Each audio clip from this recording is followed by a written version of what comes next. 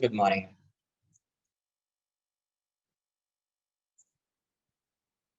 आज स्टार्ट करेंगे अपन फ्रिक्शन।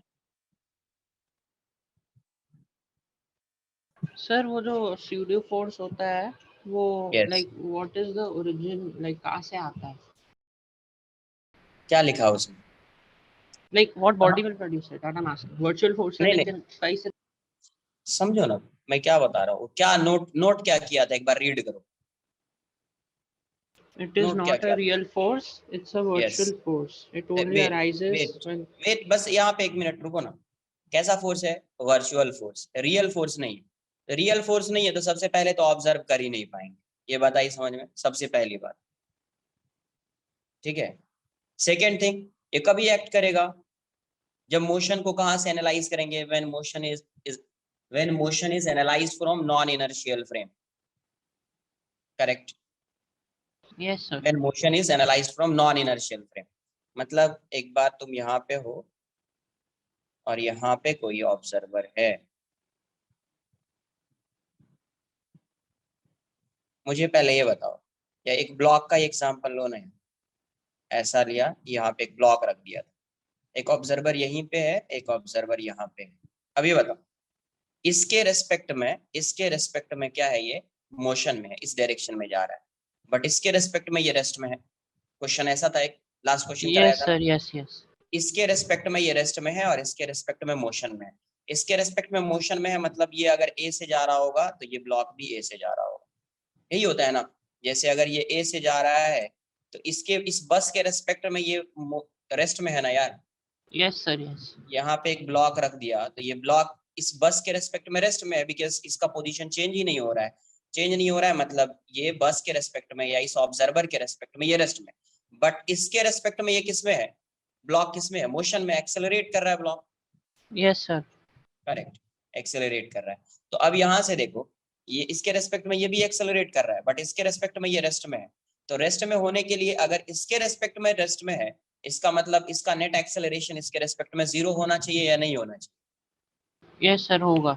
हाँ, तो जीरो होगा। तो अब देखो, जब तुम एफबीडी ड्रॉ करोगे तो इस डायरेक्शन में एक फोर्स आएगा, एम जी साइन थीटा आएगा, एक फोर्स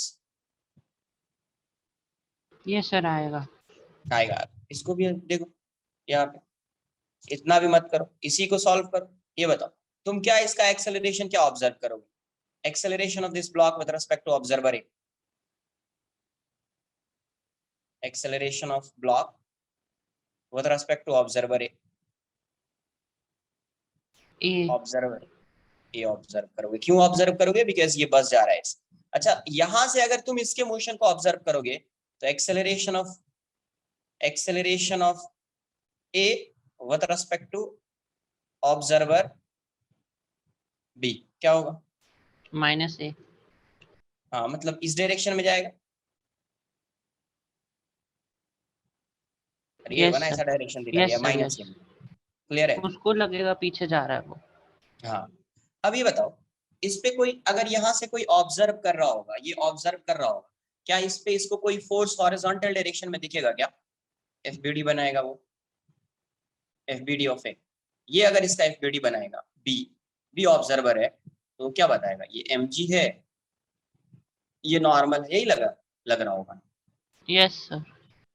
इस क्या ये ऑब्जर्व कर पा रहा है क्या कि इसका एक्सेलरेशन कुछ होगा? यस, ये ऑब्जर्व कर रहा है, बट इस पे कोई फोर्स ऑब्जर्व कर रहा है क्या इस डायरेक्शन? No sir. इसका मतलब without without any force acceleration की वैल्यू नॉन जीरो कैसे हो सकती है? Is it possible? नो। इसका मतलब क्या होगा कि देखो, इसको तो फोर्स दिखाई नहीं दे रहा है बट इसका एक्सेलरेशन है, तो ये कभी पॉसिबल है जब नेट फोर्स होगा, तभी पॉसिबल है। आया ना? Yes sir. इसका मतलब जब ये मोशन को यहां से एनालाइज करेगा तो उसको एक एक्स्ट्रा फोर्स यहाँ पे लगाना पड़ेगा, क्योंकि ये एक्सेलरेशन ऑब्जर्व कर रहा है। उसको फोर्स यहाँ पे दिखाई नहीं दे रहा बिकॉज रियल फोर्स नहीं है। तो इसको जो है, इस पे कोई फोर्स दिखाई नहीं देगा हॉरिजॉन्टल डायरेक्शन में कोई फोर्स वो ऑब्जर्व नहीं कर पाएगा। बट इसका एक्सेलरेशन ऑब्जर्व कर रहा है, तो वो क्या सोचेगा? कोई ना कोई फोर्स तो इस डायरेक्शन में लग रहा होगा। और उसकी वैल्यू क्या हो जाएगी, M into A, M A into A, M A into A. अगर इस पे कोई फोर्स है, जैसे अगर फोर्स मैंने लिख दिया है, छोड़ दो, कोई ना कोई फोर्स तो होगा। अब वो फोर्स तो दिख नहीं रहा है, तो इसी को मैं सूडो फोर्स बोल देता हूँ, कोई ना कोई फोर्स होगा। ये ऑब्जर्व रियल फोर्स नहीं है, इसीलिए ऑब्जर्व नहीं कर रहा है, बट कुछ ना कुछ तो होगा, तो मैं फोर्स को एफ मान लेता हूँ। अब इसका एक्सेलरेशन ए इस डायरेक्शन में है, इसका एक्सेलरेशन इस डायरेक्शन में क्या है, ए। तो अब बताओ इसके फोर्स की वैल्यू को वो कैसे फाइंड करेगा, इसका एक्सेलरेशन ये ऑब्जर्व कर रहा है ना यार ये। Yes sir. तो अगर एक्सेलरेशन है, इसका मतलब नेट फोर्स तो होगा ना यार इस पे, यस सर होगा। हॉरिजॉन्टल डायरेक्शन में। इसी डायरेक्शन में नेट फोर्स एफ पी है, कोई दूसरा फोर्स तो दिख नहीं रहा है, तो क्या करेगा, फोर्स दिख नहीं रहा है, इसका मतलब रियल फोर्स नहीं है, तो सूडो फोर्स एफ पी। उसको क्या लिखेगा, एक्सेलरेशन ए है, तो mass of A into acceleration of this person, यही आएगा ना यार। Yes sir. तो एक्सेलरेशन इसका ये ऑब्जर्व कर रहा है, तो इस पे फोर्स की वैल्यू को क्या ऑब्जर्व करेगा, मास इनटू एक्सेलरेशन, तो एम ए इंटू ए। तो सूडो फोर्स की वैल्यू क्या हो गई, mass into acceleration. Mass of body जिस पे आप फोर्स फाइंड कर रहे हैं उसका मास आएगा, और ये एक्सेलरेशन किसका आएगा, acceleration of non inertial frame. अब डायरेक्शन भी देख लो तुम, ये इस डायरेक्शन में एक्सेलरेट कर रहा है, ये इस डायरेक्शन में एक्सेलरेट कर रहा है, तो इस पे सूडो फोर्स ऑपोजिट डायरेक्शन में लगा, इस पे सूडो फोर्स ऑपोजिट डायरेक्शन में लग रहा है, और उसकी वैल्यू क्या आ जा रही है, बिकॉज इसका एक्सेलरेशन वो ए ऑब्जर्व कर रहा है, acceleration of A with respect to B क्या ऑब्जर्व कर रहा है, ए। तो वो फोर्स भी क्या ऑब्जर्व कर रहा होगा, मास इनटू एक्सेलरेशन, तो मास ऑफ दिस मान A into acceleration of A with respect to B, तो M sir A into, Newton's laws हम यूज करेंगे ना यहाँ पे जब सूडो फोर्स आ जाएगा। यस। तो ये बात आई समझ में कि F A equals to M A into A कहाँ से आया, हाँ sir, I am saying experimentally found out हमने कर लिया ना। यस। Okay sir. सर फिर सूडो फोर्स मतलब it is just used to explain when you are observing from non inertial frame, non असली में इनर्शियल, होता नहीं है।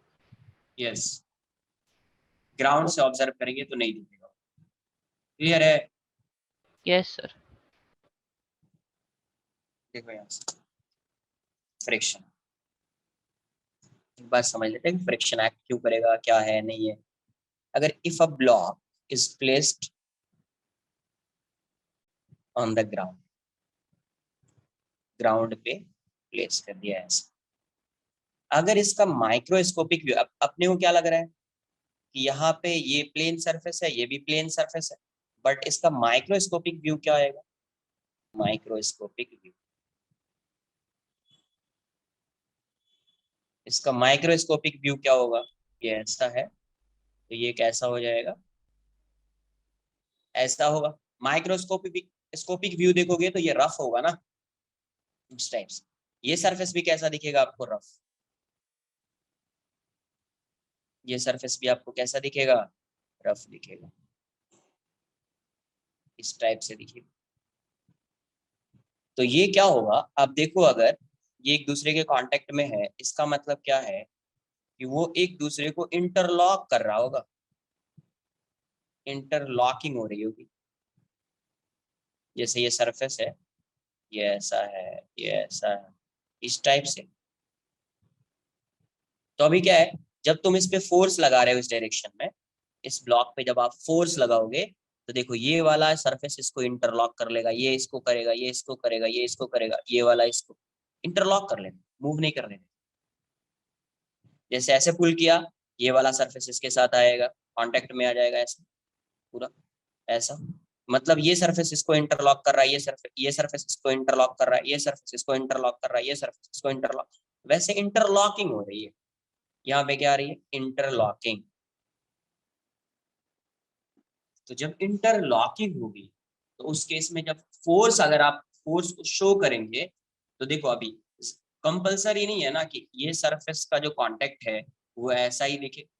ये प्लेन सरफेस तो है नहीं, प्लेन सरफेस दिखता तो ऐसा दिखता, कांटेक्ट ऐसा होता, तो इसके नॉर्मल वाला फोर्स ऐसा होता। बट यहाँ पे तो इस सरफेस पे भी कांटेक्ट हो सकता है, यहाँ पे भी हो सकता है, यहाँ पे भी हो सकता है, यहाँ पे भी हो सकता है। मतलब अगर जब फोर्स को शो करेंगे तो डायरेक्टली ऐसे शो नहीं कर पाएंगे, बिकॉज ये प्लेन सरफेस तो है नहीं। अगर ये प्लेन सरफेस होता है, ऐसा होता, ये सरफेस ऐसा होता प्लेन, तो इसका जब आप एफबीडी बनाते तो ये mg इस साइड शो कर रहे होते, नॉर्मल इस साइड शो कर रहे होते सरफेस। बट यहाँ पे अगर आप देखोगे तो ये सरफेस कुछ इस टाइप का है। तो अभी कंपलसरी नहीं, कहीं पे नॉर्मल इस साइड, मतलब कांटेक्ट फोर्स, अभी नॉर्मल नहीं बोलेंगे, कांटेक्ट फोर्स कहीं कभी इस साइड लग रहा होगा, कहीं इस साइड लग रहा होगा, कहीं इस साइड लग रहा होगा, इस टाइप से लग रहा होगा कांटेक्ट फोर्स। तो मैं अगर नेट कांटेक्ट फोर्स की बात करूं, नेट कांटेक्ट फोर्स की बात करूं, तो देखो अगर आप फोर्स इस डायरेक्शन में लगा रहे हो और इसको इस साइड पुल कर रहे हो, तो हमेशा इंटरलॉकिंग जो होगी सरफेस पे ऐसे होगी, ये इसको इंटरलॉक करेगा, कांटेक्ट ऐसा बनेगा, तो नॉर्मल इस पे जो आएगा, मतलब कांटेक्ट फोर्स जो आएगा वो ऐसा आएगा, ये ऐसा आएगा, ये ऐसा आएगा, ऐसा आएगा। तो जनरली चांसेस ऐसे फोर्स आने के। तो अगर आप इस पे फोर्स ड्रॉ करोगे तो नेट कांटेक्ट फोर्स जो है वो इस डायरेक्शन में है, net contact force, net contact force इस डायरेक्शन में। तो अभी इस नेट कांटेक्ट फोर्स का कंपोनेंट आएगा, एक इस डायरेक्शन में कंपोनेंट आएगा और एक इस डायरेक्शन में कंपोनेंट आएगा, एक इस डायरेक्शन में कंपोनेंट आएगा और एक इस डायरेक्शन में। इस डायरेक्शन में जो कंपोनेंट है उसको बोलते हैं नॉर्मल रिएक्शन, और जो हॉरिजॉन्टल डायरेक्शन में होगा, मतलब कांटेक्ट सरफेस के पैरेलल होगा, इसको बोलते हैं फ्रिक्शन। ये क्या होगा? फ्रिक्शन। और ये क्या हो जाएगा? Normal reaction. इसका मतलब ये जो फ्रिक्शन है वो किसका कंपोनेंट है? इस नेट कांटेक्ट फोर्स का कंपोनेंट, नेट कांटेक्ट फोर्स का कंपोनेंट है ये friction and normal reaction. Normal reaction क्या होता है? सरफेस के परपेंडिकुलर होता है। फ्रिक्शन किस डायरेक्शन में होगा? सरफेस के अलोंग होगा, सरफेस के अलोंग होगा। तो ये कैसा फोर्स हो गया? Contact force. अच्छा, कांटेक्ट फोर्स कैसा होता है? कांटेक्ट फोर्स कैसा होता है? इलेक्ट्रोमैग्नेटिक होता है, क्योंकि यहाँ पे ये जो पार्टिकल्स होंगे वो एक दूसरे के कांटेक्ट में होंगे, मतलब कोई ना कोई फोर्स तो लग रहा होगा। तो उस फोर्स को क्या बोलते हैं? जब दो पार्टिकल एक दूसरे के कांटेक्ट में होता है। वैसे भी आपको पता है कांटेक्ट फोर्स कैसा होता है? Electromagnetic in nature, electromagnetic force क्या है? Electromagnetic force. मॉलिक्यूल्स मॉलिक्यूल्स के बीच क्या लग रहा होगा? फोर्स लग रहा होगा। तो इस इंटरलॉकिंग जो थियरी है उसी से क्या आता है? डायरेक्शन ऑफ फोर्स डिसाइड कर सकते, डायरेक्शन ऑफ फोर्स डिसाइड कर सकते। तो जैसे ही इंटरलॉकिंग स्टार्ट होगी फोर्स लगेगा, इंटरलॉकिंग स्टार्ट होगी तभी फ्रिक्शन आएगा। अब ये बताओ, ये बॉडी है ऐसा रेस्ट में, इस पे कोई फ्रिक्शन लगेगा क्या? No. ऐसा है, इस पे कोई फ्रिक्शन लगेगा क्या? नहीं लगेगा। जब कोई फोर्स से आप ड्रैग करना स्टार्ट करोगे, है ना, ड्रैग हो रहा है या नहीं हो रहा है, बट आप फोर्स लगा रहे हो, मतलब आप ट्राई तो कर रहे हो ना। तो जब आप इस पे फोर्स एक्ट करना स्टार्ट होगा उस केस में फ्रिक्शन जो है एक्ट करना स्टार्ट। तो फ्रिक्शन कभी लगेगा, क्या लगेगा, उसको आगे अपन डिस्कस करेंगे, कभी फ्रिक्शन क्या होगा, वैल्यू क्या होगी। बट ये बात आ रही है समझ में क्या, कि अगर ये ऐसा सरफेस है तो जब माइक्रोस्कोपिक व्यू हो, जब उसका आप देखोगे, इसका मतलब ये होगा कि ये सरफेस कैसा होगा? रफ होगा, ऑब्वियसली रफ ही सरफेस, तभी फ्रिक्शन आएगा। तो जब आप फोर्स लगाओगे तो इंटरलॉकिंग होगी, इंटरलॉकिंग होगी तो नेट कांटेक्ट फोर्स आएगा, नेट कांटेक्ट फोर्स का डायरेक्शन ऐसा हो जाएगा, है ना। अभी नेट कांटेक्ट फोर्स इस डायरेक्शन में आ रहा है, तो इसका दो कंपोनेंट होगा, एक नॉर्मल इस साइड, एक फ्रिक्शन इस साइड, है ना, फ्रिक्शन अपोज कर रहा होगा। अभी यहां से अगर ये प्लेन सरफेस होता, मुझे बताओ, अगर ये स्मूथ सरफेस होता, ये स्मूथ है, अब इस डायरेक्शन में फोर्स लगा रहे, स्मूथ सरफेस है, ये ऐसा कांटेक्ट में होगा ना यार, कोई इंटरलॉकिंग वाली पार्ट यहाँ तो है ही नहीं कुछ। फोर्स लगा रहे हैं तो फोर्स लगा रहे हैं, तो अभी नेट कांटेक्ट फोर्स किस डायरेक्शन में आ जाएगा? इसी डायरेक्शन में आएगा। ऐसा तो नहीं होगा ना, इंटरलॉकिंग इसमें स्मूथ है, प्लेन सरफेस, तो अभी नेट कांटेक्ट फोर्स इस डायरेक्शन में आ जाएगा। इसका कोई कंपोनेंट इस साइड आ सकता है क्या? नहीं आएगा। तो उस केस में नेट कांटेक्ट फोर्स की वैल्यू नॉर्मल रिएक्शन के इक्वल हो जाएगी। इसीलिए फ्रिक्शन की वैल्यू रफ वाले केस में क्या आ जाती है? जीरो आ जाती है। इसलिए फ्रिक्शन की वैल्यू रफ वाले के स्मूथ वाले केस में क्या आ जाती है? स्मूथ वाले केस में क्या आ जाती है? जीरो आ जाती है। कुछ आई बात समझ? स्मूथ के Sir, केस में सी की वैल्यू एन हो जाएगी। हाँ बोलिए क्या है? sir, can you please explain that net contact force slanting वाला part again, जो इसके ऊपर और है? यहाँ पे फ्रिक्शन की वैल्यू 0 हो जाएगी। नेट कांटेक्ट फोर्स किसके इक्वल हो जाएगा? Not net contact force normal reaction के इक्वल हो जाएगा। देखो यहां से, जब फ्रिक्शन एक्ट कभी करेगा जब रफ सरफेस होगा, ये तो क्लियर है ना, या इसमें भी किसी को कोई यस डाउट सर, है? यस। तो रफ होगा मतलब क्या है कि ये ऐसा सरफेस मैं ऐसा शो कर रहा हूँ, इस टाइप का रफ सरफेस है, ये भी इस टाइप का रफ सरफेस है। तो जब आप फोर्स लगाएंगे तो अभी इंटरलॉकिंग होगी इसमें। तो इंटरलॉकिंग का क्या मतलब है? ये आगे मूव करना चाहेगा तो ये सरफेस इसके कांटेक्ट में आ जाएगा। अब ये इसको ये क्या ट्राई करेगा? ये मूव नहीं करेगी बॉडी, या जो कांटेक्ट में सरफेस है, जो पॉइंट्स है, वो मूव ही नहीं करे। तो इंटरलॉक करने का मतलब ये सरफेस इसके कांटेक्ट में, ये सरफेस इसके कांटेक्ट में, ये सरफेस इसके कांटेक्ट में, ये सरफेस इसके कांटेक्ट में। तो जब आप नेट फोर्स ड्रॉ करेंगे तो नॉर्मल कैसा आएगा? कांटेक्ट फोर्स कैसा आएगा? ऐसा ना, कांटेक्ट फोर्स हमेशा परपेंडिकुलर होएगा सरफेस के। तो ये ऐसा हो जाएगा, ये ऐसा आ जाएगा, ये ऐसा आ जाएगा, यहाँ पे ऐसा आ जाएगा, यहाँ पे ऐसा आ जाएगा। तो नेट फोर्स जो होगा, कांटेक्ट फोर्स, वो हमेशा इस डायरेक्शन में आएगा। कभी आएगा? जब आप इस साइड ड्रैग कर रहे हैं तभी आएगा। इस साइड ड्रैग करेंगे तो इंटरलॉकिंग इस साइड वाले सरफेस होगी, ऐसा हो जाएगा रिवर्स। तो नॉर्मल तो नेट कांटेक्ट फोर्स इस साइड आ जाएगा।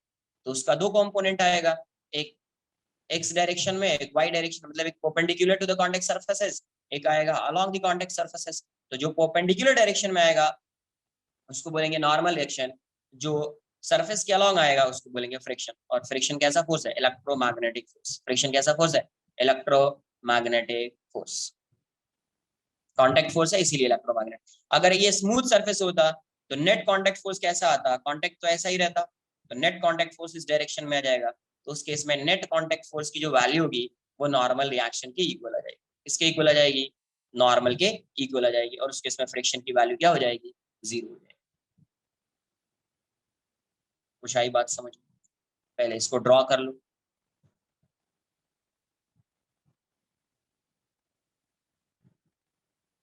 Sir, yes.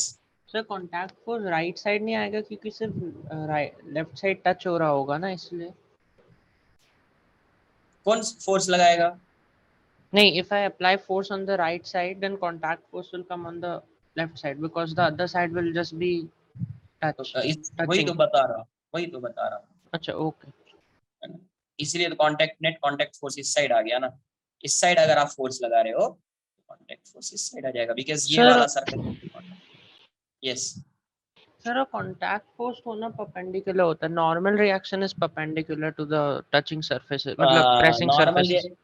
हाँ तो अभी देखो ना, ये अगर ये बॉडी ऐसी है, ये बॉडी ऐसी है ना, तो तुमको क्या लग रहा होगा कि सरफेस ऐसा है? अरे यही लग रहा होगा ना यार। Yes sir. पहले तो यही पढ़ रहे थे कि सरफेस ऐसा होता था, कोई फ्रिक्शन होता नहीं था। तो अभी इस डायरेक्शन में ये आ जाता था नॉर्मल, क्योंकि वहां पे सिर्फ नॉर्मल पढ़ते थे, यहाँ पे नेट कांटेक्ट फोर्स भी पढ़ेंगे। तो बेसिकली क्या है, सरफेस ऐसा है। तो अभी भी देखो, अगर तुम ऐसा है, ये रफ सरफेस भी है, तो तुम नॉर्मल कैसा ड्रॉ करोगे? तुमको रफ सरफेस ऐसा दिखेगा क्या? No sir. ऑब्जर्वर के लिए क्या होगा? ऑब्जर्वर के लिए सरफेस तो प्लेन ही है ना यार। Yes sir, yes. तो तुम कैसा नॉर्मल ड्रॉ करोगे? ऐसा ना। अरे आया ना। Yes sir, yes. इसीलिए नॉर्मल उसी डायरेक्शन में आएगा, नॉर्मल उसी डायरेक्शन में आएगा।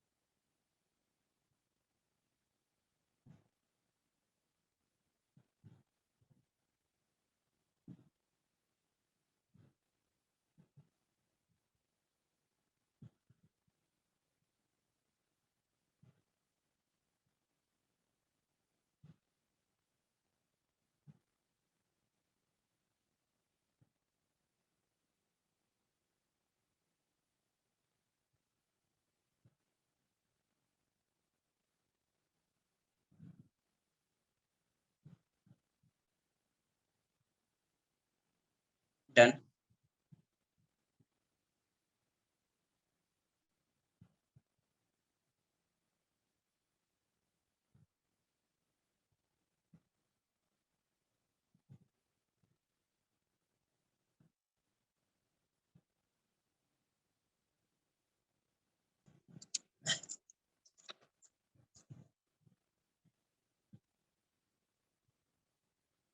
देखो यहाँ से, अभी अगर मैं, ये एक ब्लॉक है और ये एक ब्लॉक, ये सपोज ए बी, ये भी वी से जा रहा है, ये भी वी से जा रहा है, ये दोनों वी से जा रहा है, तो क्या इस इन दोनों के बीच फ्रिक्शन एक्ट कर सकता है क्या? ये वी है और ये वी है, कोई रिलेटिव मोशन होगा क्या यहाँ पे? नो। अरे कभी ओपोज करेगा, when there will be some relative motion. ये ग्राउंड है और इसके रिस्पेक्ट में ये ब्लॉक मूव कर रहा है, तभी ये ओपोज करेगा ना। दोनों एक ही साथ मूव कर रहा है, ओपोज करेगा क्या? अरे नहीं करेगा ना भाई, दोनों एक साथ मूव कर रहे हैं ना, ऐसा है, इसको ऐसे समझ। Block A is just placed on B, no? ये मैं इसको ऐसा ड्रॉ कर रहा हूँ, यहाँ पे ऐसा है और तो ये ओपोज कर रहा होगा, अभी यहाँ पे ऐसा, यस, अभी ये भी वी से जा रहा है और ये भी वी से जा रहा है। तो इंटरलॉकिंग का जब, जैसे मान लो ऐसा होता है कि जब ये इससे ग्रेटर स्पीड में हो, इससे सपोज ये 5 मीटर पर सेकेंड हो, ये 3 मीटर पर सेकेंड हो, तभी ना ये वाला सरफेस आगे मूव करना चाहेगा इससे, तो वो इसको इंटरलॉक करेगा, इंटरलॉक करेगा तो एक्स्ट्रा फोर्स आएगा। इसका मतलब जब भी फ्रिक्शन एक्ट करेगा वहां पे रिलेटिव मोशन होना कंपलसरी है, या टेंडेंसी ऑफ रिलेटिव मोशन होना कंपलसरी है। ऐसा नहीं कि मोशन हो रहा है, ये वी से जा रहा है, ये भी वी से जा रहा है, इन दोनों के बीच फ्रिक्शन एक्ट करेगा, वैसा भी कंपलसरी नहीं है, कंपलसरी नहीं है। तो देखो क्या होता है, व्हेन लिखेंगे, when there is relative motion, when there is relative motion मतलब इसके रेस्पेक्ट में इसका कोई मोशन होना चाहिए, या इसके रेस्पेक्ट में इसका कोई मोशन होना चाहिए, तभी यहाँ पे इंटरलॉकिंग होगी, तभी एक सरफेस जो है दूसरे के कांटेक्ट में आएगा और वो मूव करना चाहेगा। When there is a relative motion और टेंडेंसी ऑफ रिलेटिव मोशन, या टेंडेंसी भी है, tendency of relative motion, when there is relative motion or tendency of relative motion between contact surfaces, contact surfaces, then friction will act, then friction will act.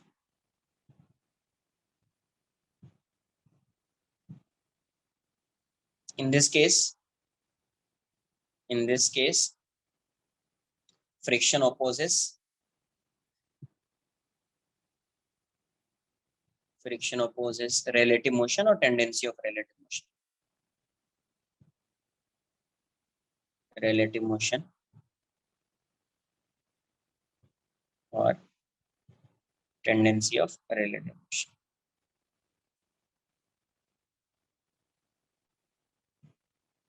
relative motion. Basically friction क्या oppose करता है, relative motion और tendency of relative motion. ऐसा नहीं कि आप direct motion लिख दें, फ्रिक्शन ओपोजेस मोशन ना, फ्रिक्शन ओपोजेस रिलेटिव मोशन, इसके रेस्पेक्ट में इसका मोशन होगा तभी फ्रिक्शन आएगा।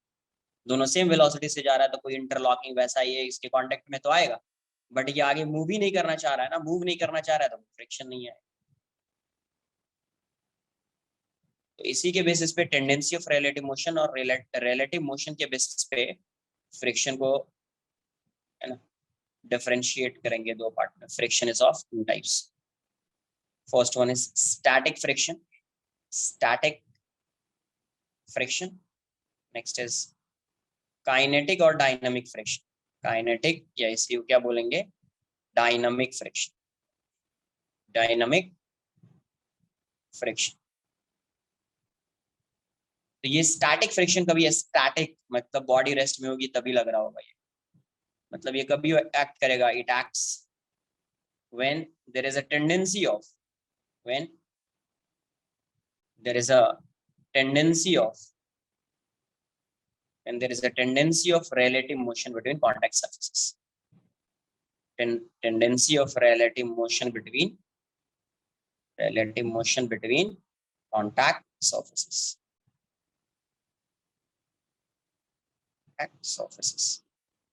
ये कभी आएगा, it acts when when there is relative motion between, इसमें relative motion हो रहा होगा, there is relative motion between contact surfaces,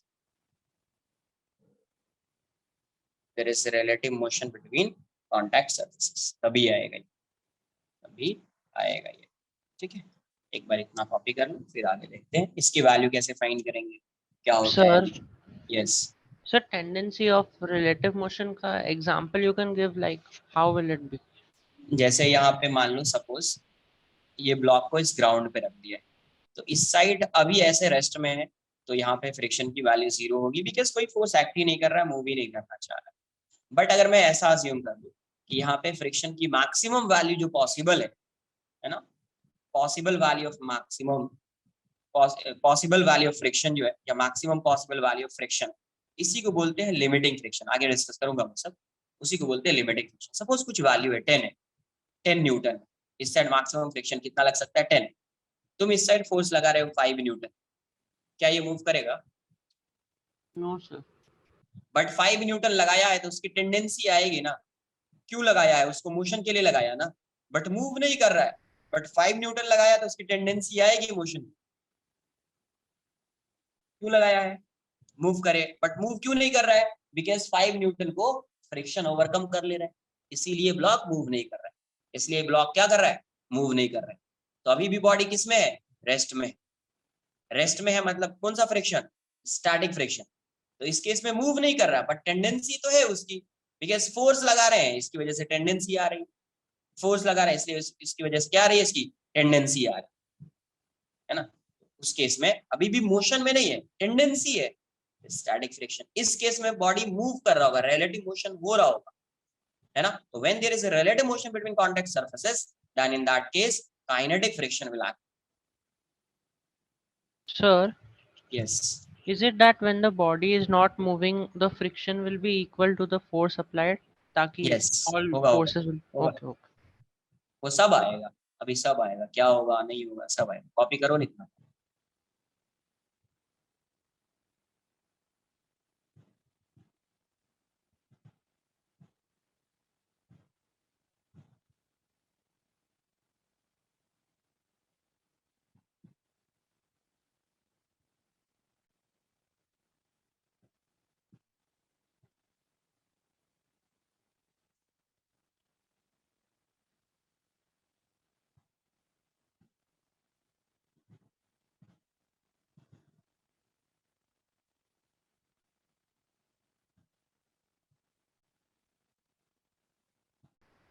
Sir, yes sir, so we can say that tendency of relative motion is like जब मैं friction हटा दूंगा body will start moving. That means. Obvious.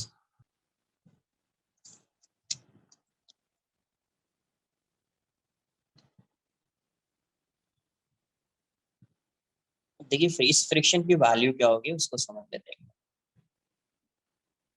Force इस direction में apply किया तो friction इस side act करना स्टार्ट करेगा,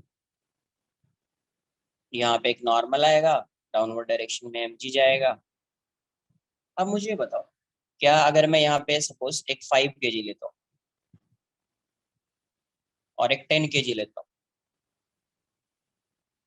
सेम सरफेस है, एक ब्लॉक 5 kg का, एक ब्लॉक 10 kg का, किसको ड्रैग करना इजी है, इसको या इसको? 5 kg. 5 kg. हाँ, बिकॉज इसका मास कम है, इसीलिए इसको ट्रैक करना, फ्रिक्शन कम लगेगा, इसमें फ्रिक्शन ज्यादा लग रहा हो। इसका मतलब फ्रिक्शन किस पे डिपेंड कर रहा है? नॉर्मल रिएक्शन पे डिपेंड करेगा। किस पे डिपेंड करेगा? तो it is observe that friction depends on normal reaction, friction depends on normal reaction, friction is directly proportional to normal reaction, directly proportional to normal reaction.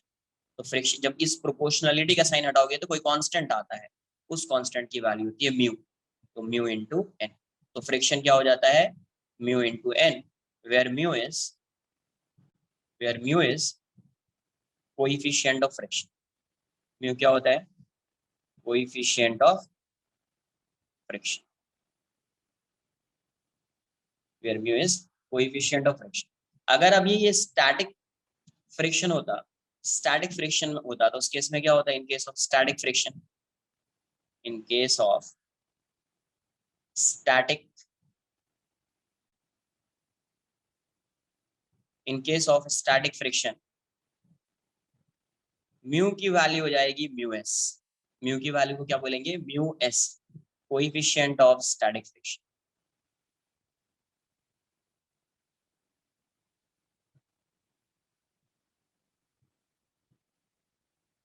Static friction, इस case में जो friction होगा तो उसको बोलेंगे F S max. F S max की value होती है mu S into N. F S max क्या होता है वो समझ लेते हैं। इसको बोलते हैं अपन लिमिटिंग फ्रिक्शन, और maximum value of static friction होता है लिमिटिंग फ्रिक्शन। लिमिटिंग फ्रिक्शन क्या है?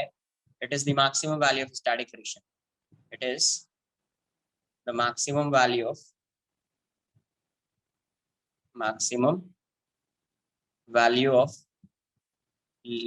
static friction. Static friction, it is the maximum value of static friction. In case of kinetic friction, in case of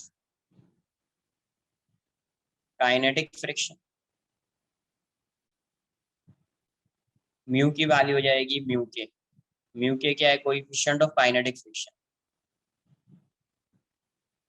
coefficient of kinetic friction, coefficient of kinetic friction.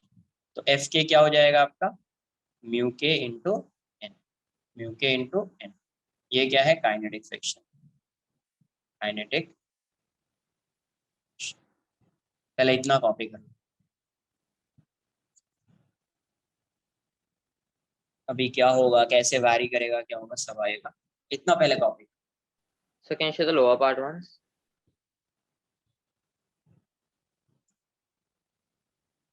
Sir, I didn't understand how is friction proportional to normal reaction. अरे normal का मतलब जितना contact में होगा उसी के according friction लग रहा होगा ना। सर वो कंपोनेंट की वजह से है ना, बिकॉज फ्रिक्शन। कॉपी पहले कॉपी कर, बता copy. Sir, can you show the upper part? देखो यहाँ से ये ऐसा है, कांटेक्ट में नहीं है। इसका वेट 5 kg है तो वेट आएगा ना डाउनवर्ड डायरेक्शन में 50 न्यूटन, आएगा या नहीं आएगा? यस सर आएगा। बट कांटेक्ट में है ही नहीं तो नॉर्मल की वैल्यू 0 होगी। अरे कांटेक्ट में नहीं है तो नॉर्मल 0 नहीं होगा। हाँ सर। नॉर्मल 0 होगा। अभी बताओ कांटेक्ट में नहीं है तो कोई फ्रिक्शन एक्ट कर रहा होगा क्या? ना। No sir. फ्रिक्शन कैसा फोर्स है? कांटेक्ट फोर्स है ना। तो ये कांटेक्ट में है ही नहीं, इट मींस यहाँ पे फ्रिक्शन की वैल्यू क्या होगी? 0 होगी। अच्छा फ्रिक्शन 0 किस वजह से हो गया? वेट की वजह से 0 हो गया या नॉर्मल की वजह से 0 हो गया? वेट तो न्यूटन है ना। आई थिंक नॉर्मल की वजह से न्यूटन है ना, नॉर्मल की वजह से 0 हो गया ना यार। यस सर, कांटेक्ट में नहीं है ना। हाँ, इसका मतलब ये किस पे डिपेंड कर रहा है? नॉर्मल पे। वेट पे डिपेंड करता तो यहाँ पे भी आता फ्रिक्शन, वेट पे डिपेंड करता तो यहाँ पे भी फ्रिक्शन आता, बट यहाँ पे फ्रिक्शन की अच्छा वैल्यू तो कांटेक्ट तो में है ही जितना नहीं। ब्लॉक ग्राउंड को प्रेस करेगा उतना ही ज्यादा फ्रिक्शन हो Yes. जाएगा। यस, तो ये किस पे डिपेंड करता है? ये नेचर ऑफ कांटेक्ट सरफेसेस, उस पे डिपेंड करता है, नेचर ऑफ कांटेक्ट सरफेसेस।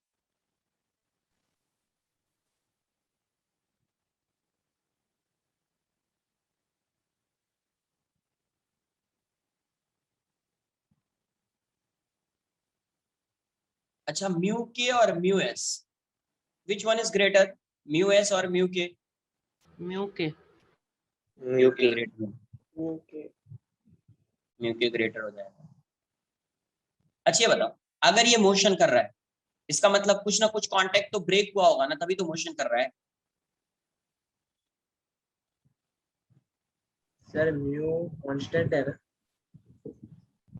नहीं, म्यू कांस्टेंट, म्यू एस और म्यू के की बात कर रहे हैं, म्यू एस एंड म्यू के, बिकॉज ये दोनों तो डिफरेंट सिचुएशन में एक्ट कर रहा होगा ना, ये फोर्स और ये फोर्स।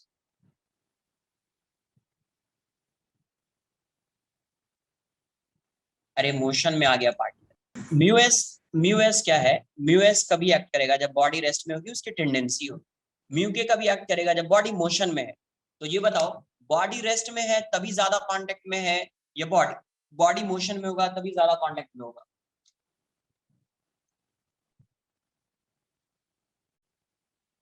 सर रेस्ट में। रेस्ट में होगा तभी कांटेक्ट ज्यादा होगा ना यार ग्राउंड से उसका। Yes sir. मोशन में होगा तो कांटेक्ट तो कम होगा ना। कांटेक्ट में होगा, ऐसा नहीं कांटेक्ट में नहीं होगा, बट जितना वो प्रेशर लगाना चाहिए था उसको, जितना वो अपोज करना चाहिए था, उतना अपोज तो नहीं कर पाएगा ना, क्योंकि मोशन में है। इंटरलॉकिंग ही नहीं होगा इतना ज्यादा। हाँ, उतना ज्यादा इंटरलॉकिंग नहीं होगा। इसका मतलब क्या होगा? जनरली आप क्या बोल सकते हैं? इंटरलॉकिंग उतनी ज्यादा नहीं होगी, तो जनरली आप क्या बोल सकते हैं कि mu S is greater than mu K. It means limiting value of static friction would be greater than kinetic friction, would be greater than kinetic friction. Sir ये इनर्शिया की वजह से होगा। क्या बोल रहे हो? ये इनर्शिया की वजह से भी हो सकता है।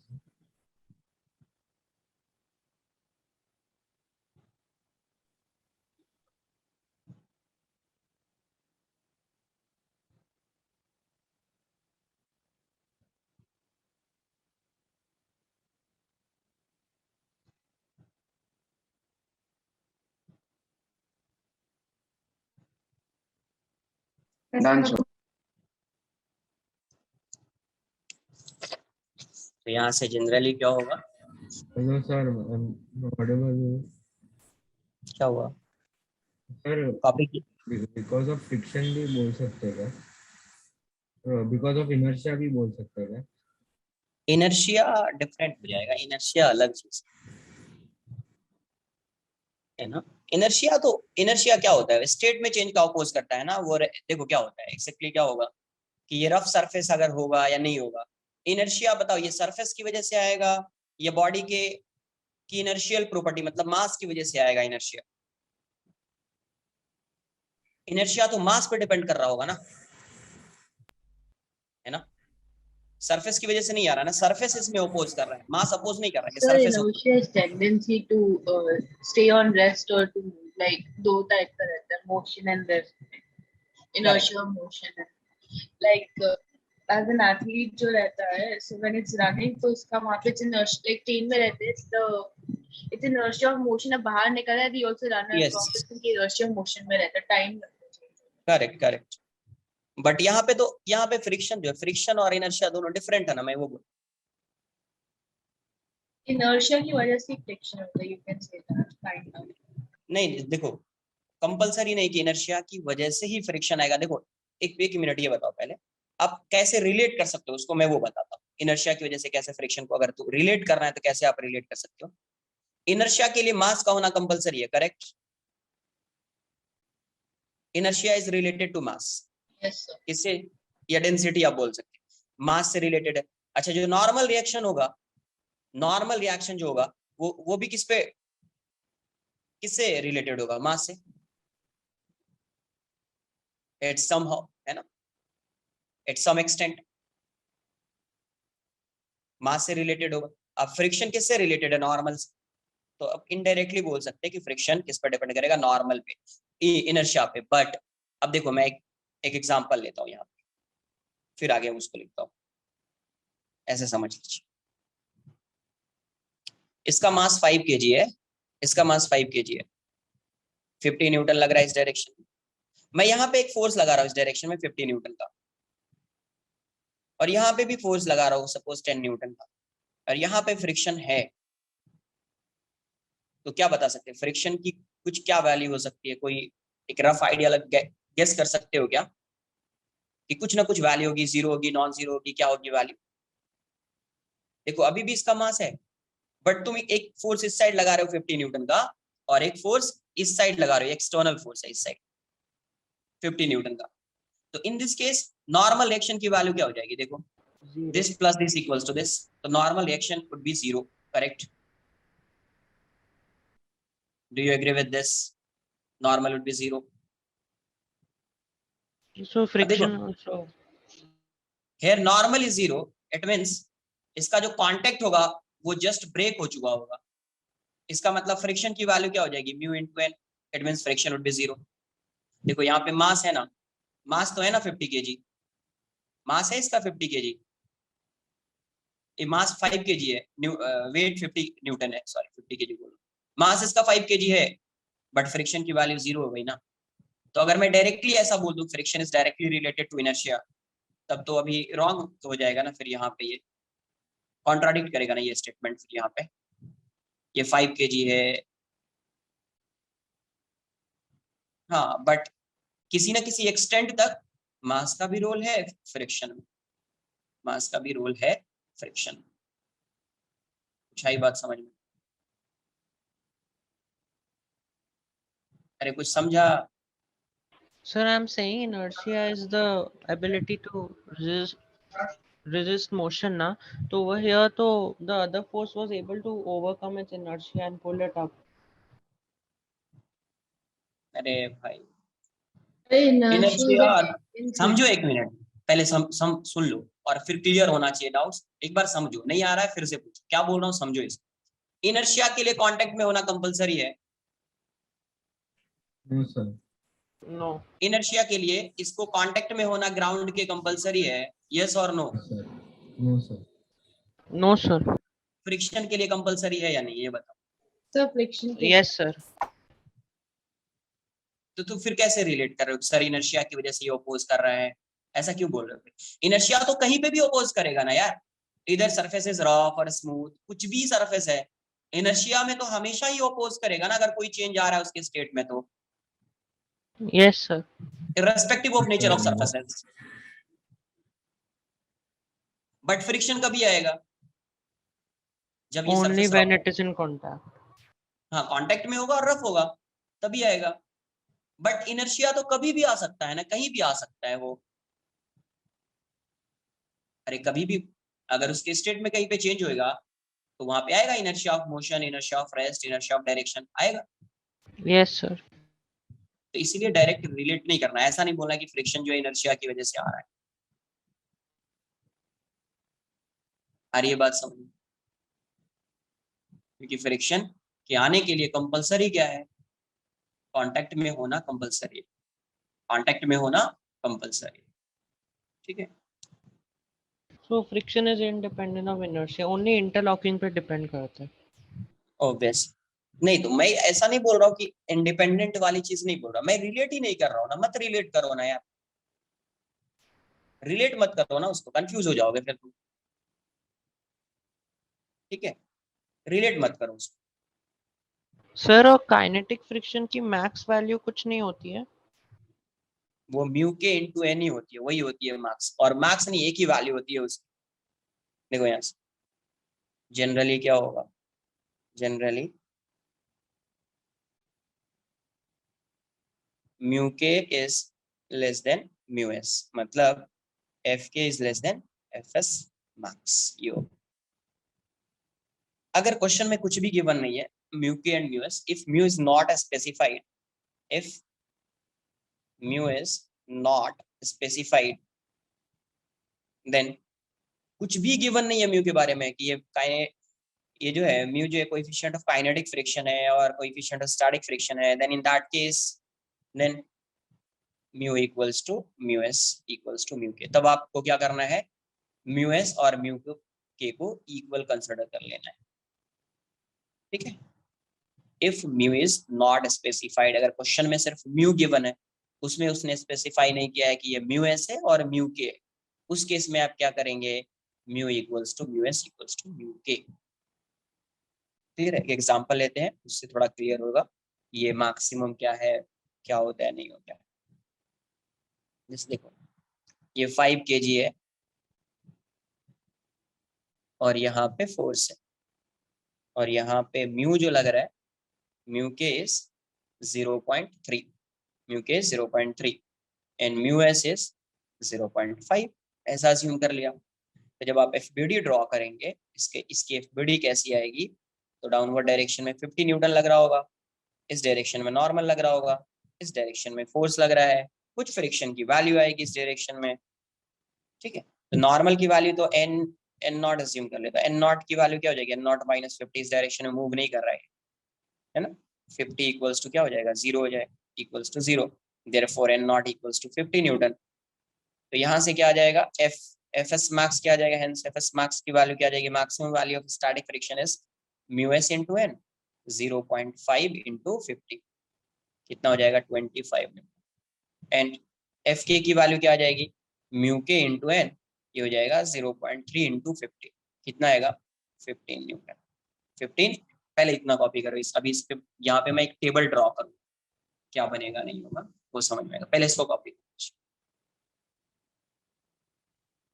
Sir, yes, so in a body we can have either static friction or either kinetic friction. No, how can we have both? कहाँ पे, In a single body, if it's moving, we'll have either kinetic अरे friction कहाँ or पे बोला है कि move कर रहा है, where it is written that body is moving with some velocity और सम एक्सेलरेशन, तो नहीं मूव कर रहा तो फिर सिर्फ स्टैटिक होगा ना। तो कहाँ पे बोल रहा है कि, कहाँ पे लिखा हुआ है कि बॉडी रेस्ट में है, लिखा हुआ है क्या यहाँ पे, नो बॉडी रेस्ट में या बॉडी मोशन में, ऐसा कुछ मेंशन किया है इसमें, नो सर, तो फिर ओके दोनों फाइंड आउट कर लेंगे। कॉपी करो।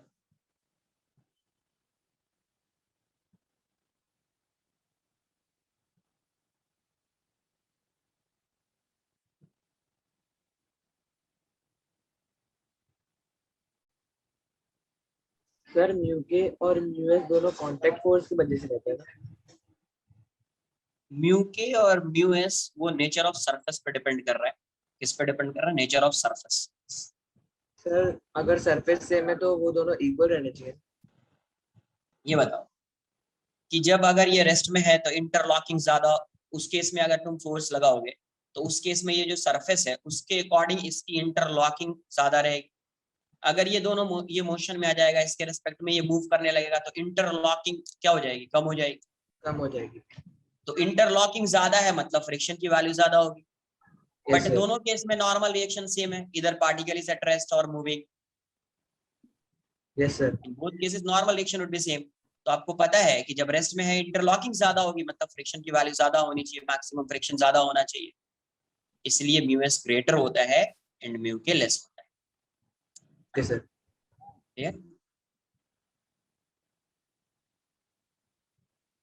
Sir why don't we write mu K max, अगर वही उसकी वैल्यू होगी म्यू के लाइक फ्रिक्शन की मैक्स।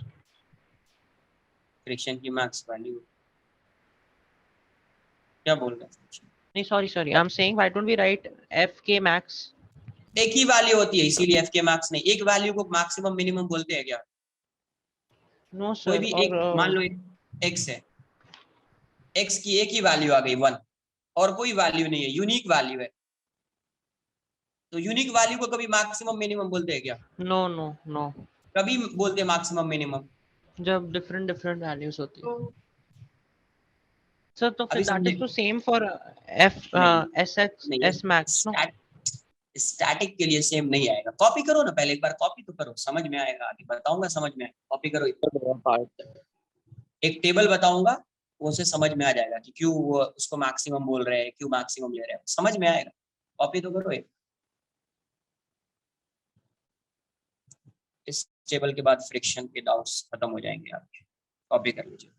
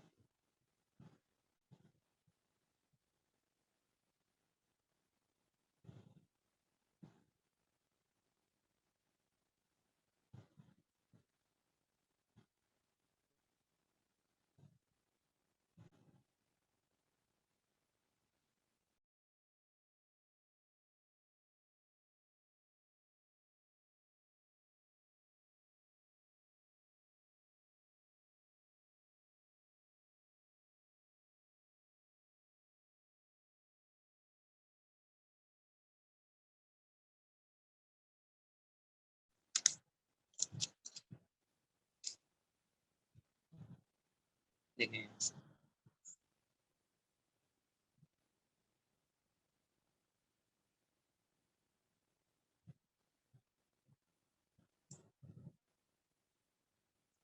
यहाँ पे अप्लाइड फोर्स F न्यूटन, यहाँ पे फ्रिक्शन है न्यूटन में, और acceleration of block in metre per second square, metre per second square.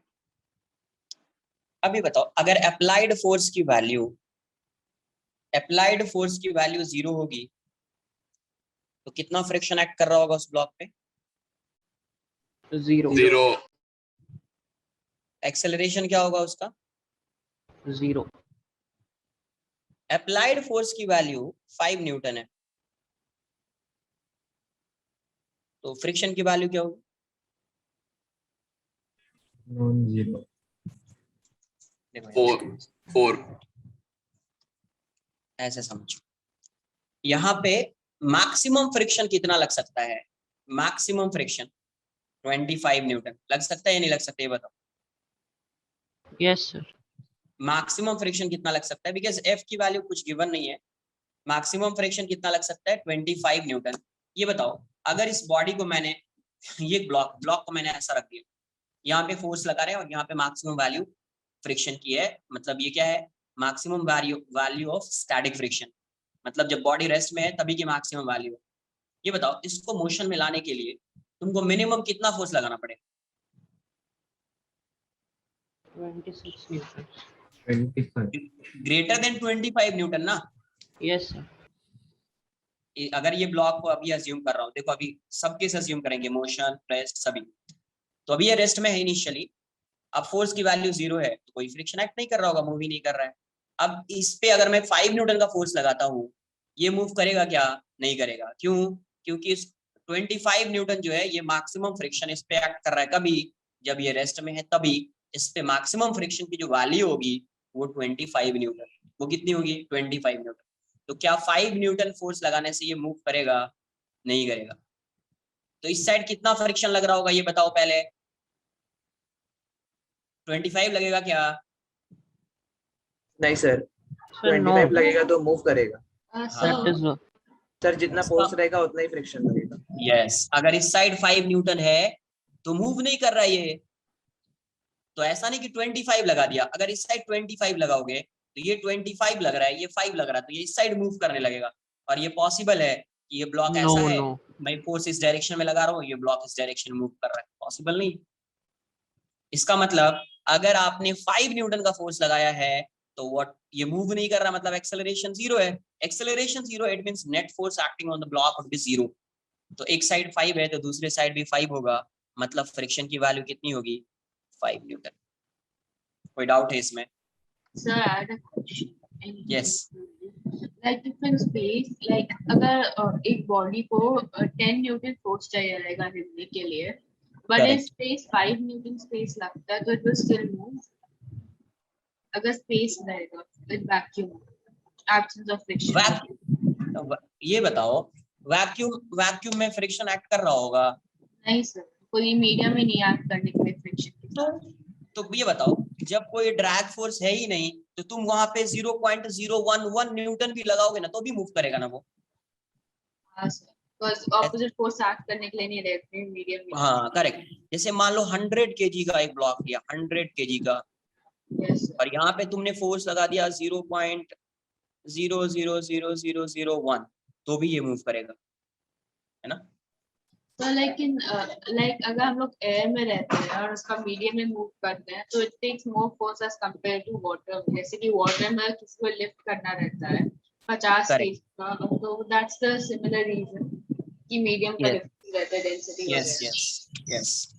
So friction is also dependent on the density of the medium then. Density of medium, correct, क्योंकि वहां पे drag force लगेगा ना, इसलिए density पे depend करेगा। अपन क्या कर रहे हैं अभी तक अपन एयर रेजिस्टेंस कंसीडर ही नहीं कर रहे, तो जब आप एयर रेजिस्टेंस कंसीडर करोगे इसका मतलब डेंसिटी पे डिपेंड तो कर ही रहा होगा ना वो फोर्स, ड्रैग फोर्स है ना वो। अभी यहाँ पे 10 न्यूटन लिया तो मूव कर सकता है क्या ये? नहीं, और तो ये इसका मतलब अभी भी फ्रिक्शन क्या रहा होगा? 0 हो गया होगा, ये 10 हो गया होगा अभी, एक्सेलरेशन 0, बिकॉज 10 इस साइड है, 10 इस साइड लग रहा होगा। 15 न्यूटन, ये भी 15 न्यूटन, अभी भी मूव नहीं कर रहा होगा। 20 न्यूटन, अभी भी मूव नहीं कर रहा होगा ये। 25 न्यूटन, अभी भी मूव नहीं कर रहा होगा। अभी इसकी टेंडेंसी आ जाएगी block is on the verge of motion. 25 है, 25 न्यूटन का फ्रिक्शन एक्ट करेगा, यहाँ पे लिमिटिंग फ्रिक्शन एक्ट करेगा, मतलब इस केस में ब्लॉक किस पे है, block is on the verge of motion. Block is on the verge of motion मतलब आप फोर्स की वैल्यू को स्लाइटली इंक्रीज करो ना, ये 25.001 भी आप करो ना, तो भी अभी ये मूव करना स्टार्ट कर देगा। क्लियर है? अच्छा, मूव करना स्टार्ट करेगा तो कौन सा फ्रिक्शन एक्ट करेगा? मूव करना स्टार्ट कर रहा है Kinetic मतलब friction. Kinetic friction. तो काइनेटिक फ्रिक्शन की वैल्यू एक्ट करेगी यहाँ पे 15 न्यूटन। सडनली चेंज हो जाएगा फ्रिक्शन। अब यहाँ पे 30 आ रहा है तो ये कितना आएगा? 15 न्यूटन। 35 आ रहा है, ये क्या आएगा? 15 न्यूटन, क्योंकि अभी मोशन में है। मोशन में तो काइनेटिक फ्रिक्शन यहाँ पे आप फाइंड कर सकते कितना आएगा, 25.001 माइनस 15 अपॉन कितना मास था 5, तो ये हो जाएगा 10 पॉइंट, तो ये हो जाएगा 2.0002। यहाँ पे आप फाइंड कर सकते हैं 30 माइनस 15/5, तो इस केस में कितना आ जाएगा? इस केस में ये इस केस में कितना आ जाएगा? 3 मीटर पर सेकंड आ जाएगा। इस केस में कितना आ जाएगा?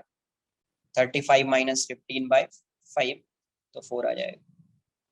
तो यहाँ से यहाँ तक कौन सा फ्रिक्शन एक्ट कर रहा है? स्टैटिक, क्योंकि बॉडी किस में है?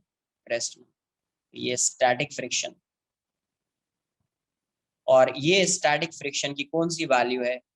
लिमिटिंग, मैक्सिमम वैल्यू है। इसी को बोलते हैं लिमिटिंग फ्रिक्शन। इसी क्या बोलते हैं? स्टैटिक फ्रिक्शन वेरिएबल है ना? इसका मतलब स्टैटिक फ्रिक्शन वेरिएबल तो है ही। स्टैटिक फ्रिक्शन कैसा फोर्स है? Self adjusting force. मतलब जैसा इस साइड अप्लाइड फोर्स होगा ना, उसी के अकॉर्डिंग ये अपने आप को चेंज करेगा। उसी के अकॉर्डिंग ये क्या करेगा? अपने आप को चेंज करेगा।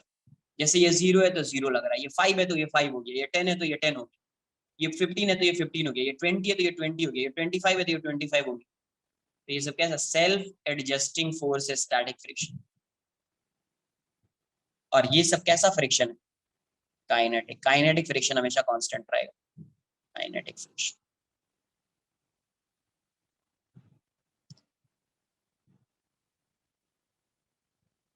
अब यहां से देखो, जब अप्लाइड फोर्स की वैल्यू एफ अप्लाइड, इस फोर्स की वैल्यू एफ एस मैक्स के इक्वल हो गई, इस केस में क्या आ रहा है?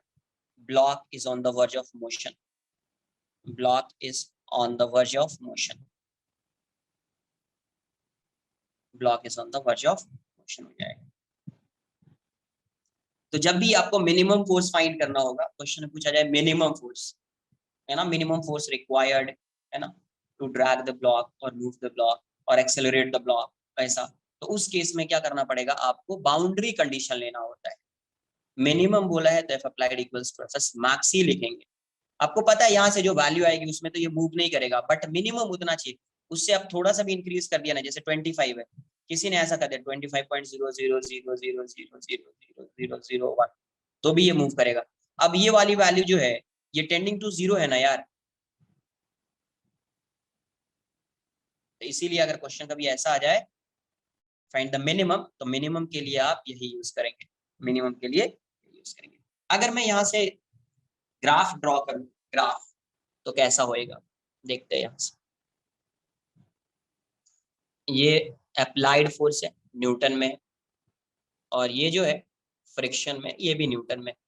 तो जब ये 0 है तो ये भी 0 है, ये 5 है, ये भी 5, ये 10, ये भी 10, तो Straight line. हाँ 25 तक ये कैसा जाएगा? Straight line. ये 25 है, ये भी 25 होगा। ये यहाँ पे क्या है? F equals to F S max.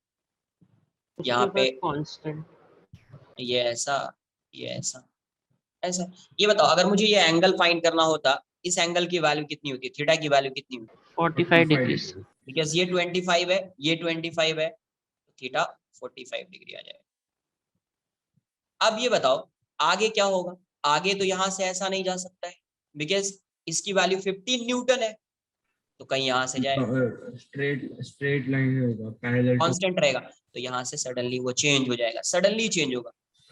तो बट कुछ टाइम तो लगेगा ना यार। जैसे ये ब्लॉक है, इसको पुल कर रहे हैं, 25 न्यूटन से स्लाइटली इंक्रीज किया, तो dt टाइम लग रहा है ना मूव करने में, dt टाइम बहुत कम होगा बट dt टाइम तो लग रहा होगा ना इसको यहाँ से थोड़ा सा डिस्प्लेस होने में, है ना। उस उतने में ही क्या करेगा ये काइनेटिक फ्रिक्शन की वैल्यू चेंज हो जाएगी। अभी कैसा फ्रिक्शन एक्ट करेगा काइनेटिक, इसीलिए मैं थोड़ा सा इस साइड ड्रॉ कर रहा हूँ, स्ट्रेट लाइन ऐसा नहीं ड्रॉ कर रहा हूँ इस साइड, तो थोड़ा सा ऐसा हो जाएगा सर और फिर कांस्टेंट हो जाएगा। यस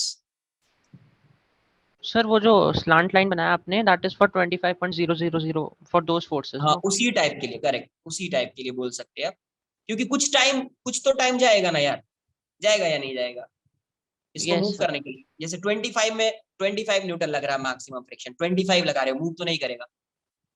बट अब जैसे आपने थोड़ा सा फोर्स इंक्रीज किया है तो कुछ तो टाइम लगेगा ना मूव करने के लिए। तो जब ये मोशन में आ जाएगा, पर्टिकुलर मोशन में आ गया, तभी इसका कांटेक्ट ब्रेक होगा ना, और फिर नॉर्मली वो मूव करता रहेगा जैसे भी मूव करना है उसको। बट यहाँ से कांटेक्ट ब्रेक होने में कुछ तो टाइम लगेगा, dt टाइम, फोर्स भी इंक्रीज किया है तो भी कुछ टाइम लगेगा dt, इसलिए थोड़ा सा ऐसा डिक्रीज होगा, बिकॉज एक ही साथ तो पूरा कांटेक्ट ब्रेक होगा नहीं, है ना। तो इसलिए ये ऐसा आएगा, यहीं से स्टार्ट नहीं होगा ये कर्व, थोड़ा सा ऐसा आएगा और यहाँ से, तो ये है आपका काइनेटिक फ्रिक्शन और ये static friction, side static friction और ये वाली वैल्यू हो जाएगी। तो यहाँ पे एफ के की वैल्यू कितनी है 15 Newton kinetic friction. Sir, I have a doubt.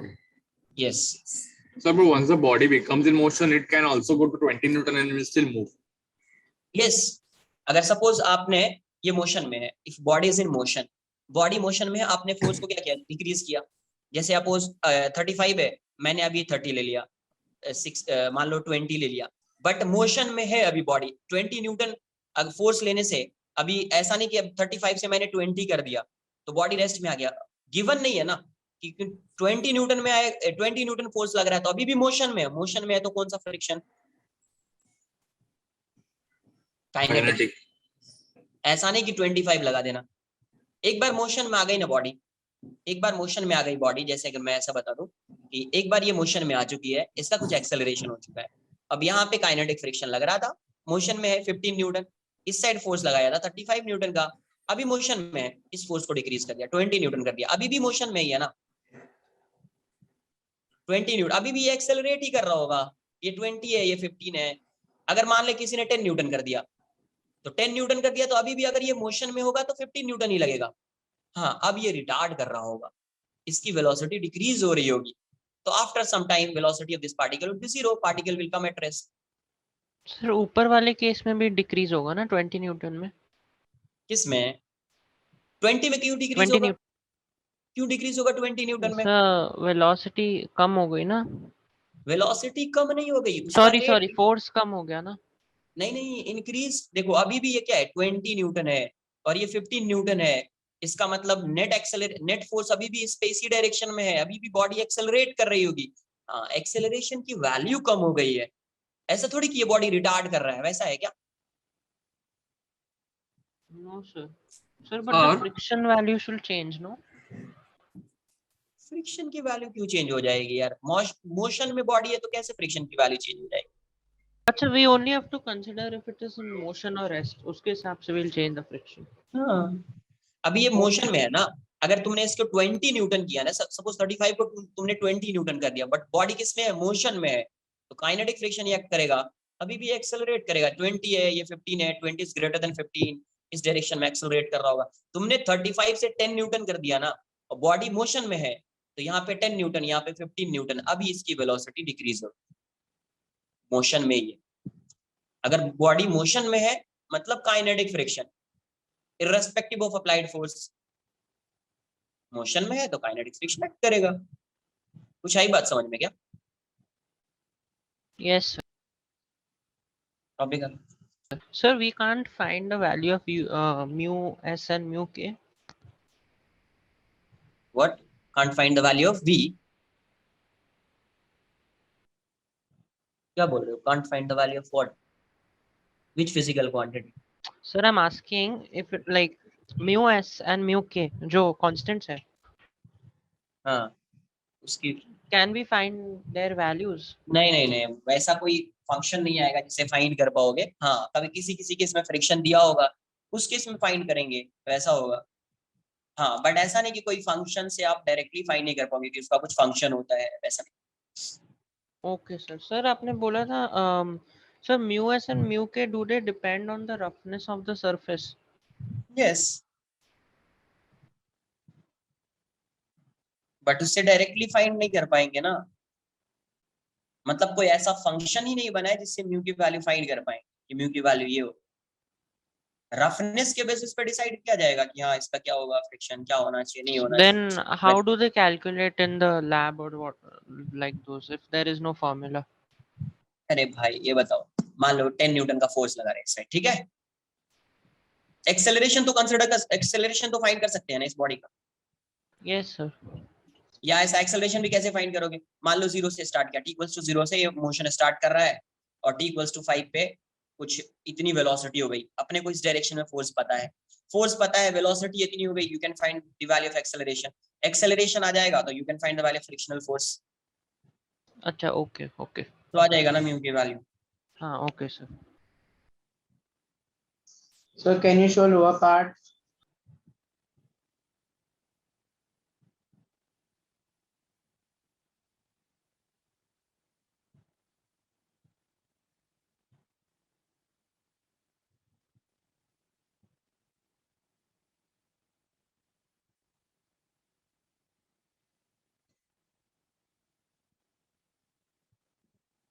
Done. अभी अगर मैं एक्सेलरेशन और फोर्स का ग्राफ ड्रॉ करूं तो कैसा आएगा? फ्रिक्शन है, एक्सेलरेशन। अभी मैं यहाँ पे एक्सेलरेशन, देखो यहाँ पे एक्सेलरेशन है and applied force, acceleration and applied force. तो अभी फ्रिक्शन कभी तक, एक्सेलरेशन कभी तक 0 होगा, यहाँ से यहाँ तक एक्सेलरेशन पहले 0 होगा, यहाँ पे f की वैल्यू एफ मैक्स की इक्वल होगी, तभी तक 0 होगा ना एक्सेलरेशन। अच्छी बताओ एक्सेलरेशन की वैल्यू क्या होगी? Acceleration is always greater than 2 metre per second square इस केस में, बिकॉज एक्सेलरेशन देखो ये 25 है, ये वाली वैल्यू तो 25 से ग्रेटर ही होगी ना, जब ये 25 से ग्रेटर होगा तो 25 पॉइंट समथिंग माइनस 15/5, 25 पॉइंट मान लो कुछ भी आएगा यहाँ पे, माइनस यहाँ पे कुछ भी आ सकता है, माइनस 15/5, तो ये वाली जो वैल्यू आएगी 10 पॉइंट समथिंग से ग्रेटर ही आएगी, 10 point something something something bye 5, तो इसका मतलब एक्सेलरेशन जो आएगा वो 2 से ग्रेटर ही आएगा। अगर मैं यहाँ पे 2, yes. But what if we take a more force and once the body starts moving, we decrease it to around 15? होएगा ना, देखो ना ऐसा, So then the force can, then the acceleration can reduce below 0, right? 0 and then particle will retard na, block will retard. If the value of applied force is less than 15 Newton, then in that case block will retard. But if it is between 25 and 15, it can, the acceleration will be less than 2, right? नहीं तो उस case में अभी यहाँ पे f जो यहाँ पे जो f ड्रॉ कर रहे हैं, तो देखो फिर से वापस इस डायरेक्शन में ग्राफ नहीं आ रहा है ना, ग्राफ यहाँ से जो ड्रॉ कर रहे हैं अपन, यहाँ से f is greater then fs max के लिए ही ड्रॉ कर रहे हैं। Okay. हाँ वो तो आ सकता है, वो समझ गया मैं, कि जैसे यहाँ पे अगर वैल्यू आप ये 10 ले लो, ये 15 है, तो then in that case acceleration would be less than 2 metre per second square, हो सकता है, बट उस केस में इसका ग्राफ इस साइड नहीं आएगा, नेगेटिव हो गया, या फिर मान लो कि पॉजिटिव में ही है, यहाँ पे कुछ वैल्यू 12 कर दिया या 17 कर दिया वैसा, तो उस केस में अभी फोर्स की वैल्यू फिर से डिक्रीज होगी, मतलब ग्राफ फिर से इस साइड आएगा, रिटर्न आएगा, बट अपन वो नहीं ड्रॉ कर रहे, ग्राफ ड्रॉ करना उसमें टफ हो जाएगा, तो यहाँ से स्टार्ट करेगा और फिर क्या होगा, जैसे जैसे फोर्स इंक्रीज हो रहा है एक्सेलरेशन भी इंक्रीज होता जाएगा, ऐसा हो जाएगा ग्राफ। अब देखो फिर से अगर सपोज तुम यहाँ पे कितना है 25 न्यूटन, फिर से डिक्रीज करोगे तो उसके अकॉर्डिंग ये ग्राफ वैरी करता रहेगा, वापस आएगा इस साइड जैसे भी आना है, बट वैरी करता रहेगा, ला सकते हैं, ठीक है। बट अभी अपन सिर्फ क्या ड्रॉ कर रहे हैं, when f is greater than equal to 0, है ना, ऐसा f is greater than equal to 0, उसके लिए अपन यहाँ पे सॉल्व कर रहे हैं, ग्रेटर देन स्टार्टिंग से, रिवर्स नहीं हो रहे, समझो रिवर्स में नहीं जा रहे हैं, मेरी बात आ रही है समझ में, मतलब f इज इंक्रीजिंग है, ऐसा समझ, f क्या है यहाँ पे, f जो है डिक्रीजिंग वाला केस नहीं ले रहे हम। इंक्रीजिंग का ही केस ले रहे हैं, एफ इज इंक्रीजिंग, मतलब एफ जो है वो कंटिन्यूअसली इंक्रीज हो रहा है, एफ डिक्रीज नहीं हो रहा है। क्या लिखा, एफ अप्लाइड फोर्स इंक्रीज हो रहा है, मतलब ऐसा है कि 25 के बाद वो 30 ही होगा, 30 के बाद 35 ही होगा, 30 के बाद 25 नहीं ले रहे। कुछ आई बात समझ में? Yes sir. अरे फोर्स इंक्रीजिंग है, मतलब जैसे फोर्स है 0 Newton, 5 Newton, 10 Newton, 15 Newton, 20 Newton, 25, 30, 35 ऐसा ले रहे हैं। 35 के बाद 40, ऐसा नहीं कि 40 से 39 आ गए, वैसा लेंगे तो ग्राफ फिर यहाँ चेंज हो जाएगा, ग्राफ फिर यहाँ पे क्या होगा, चेंज हो जाएगा। तो ऐसा हो जाएगा। अगर म्यू की वैल्यू सेम होती है तो क्या होता, इफ या when mu equals to mu K equals to mu S, अगर ये ऐसा होता, दोनों म्यू की वैल्यू सेम होती तो कैसा होता ग्राफ, फ्रिक्शन, ये तो ऐसा ही जाता। अभी यहाँ पे क्या होता, ऐसा होता है या नहीं होता, बिकॉज इस केस में क्या होता, F S max equals to mu into N and F K equals to mu into N, दोनों सेम है, तो एफ के की वैल्यू एफ एस मैक्स के इक्वल हो जाती, तो यही F S max equals to F K, And the acceleration would start from 0. Clear है?